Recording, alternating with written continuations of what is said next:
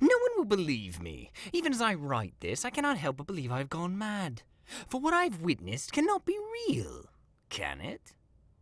There are creatures that dwell along the cursed archipelago, monstrous things, horrors born out of my deepest nightmares, twisted and alien things, like brutish apes whose fur has fallen off due to some dread plague. I found them fascinating. They have a culture, or rather, they have the trappings of a culture.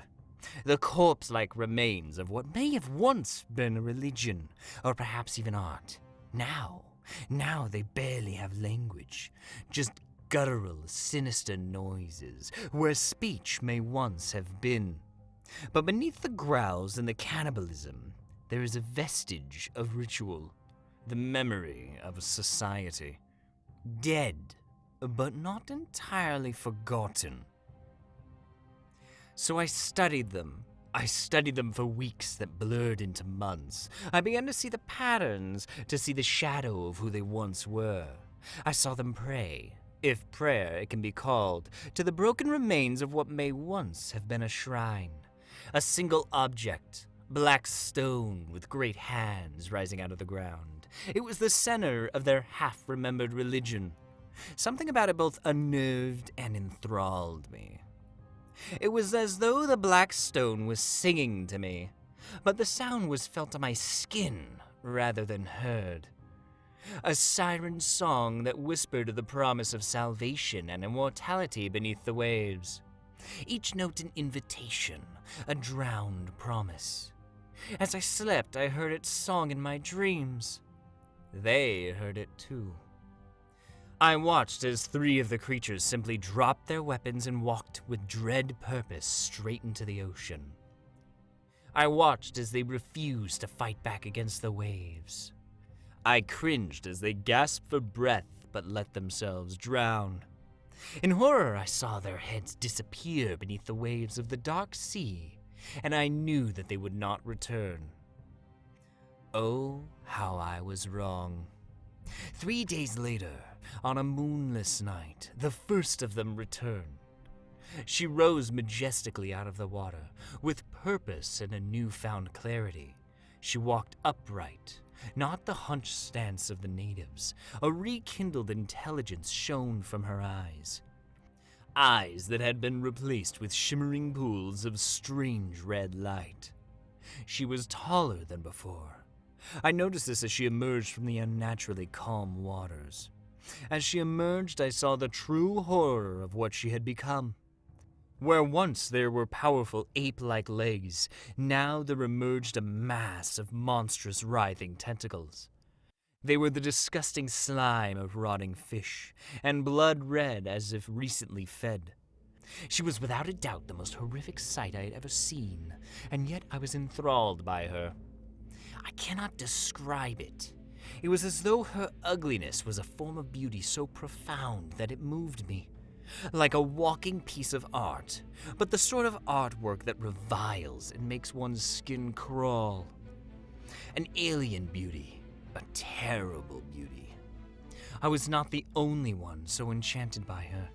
The creatures, these ape-like horrors, flocked to her, not in violence, but in awe.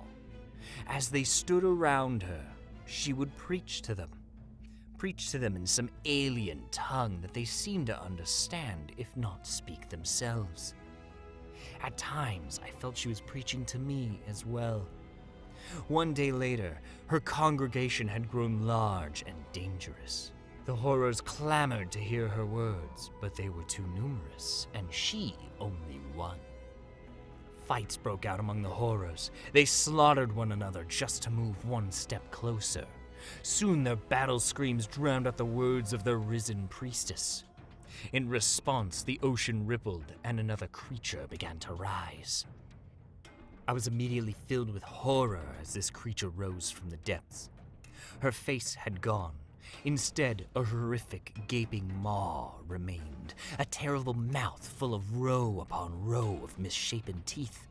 Teeth to rend, teeth to grind.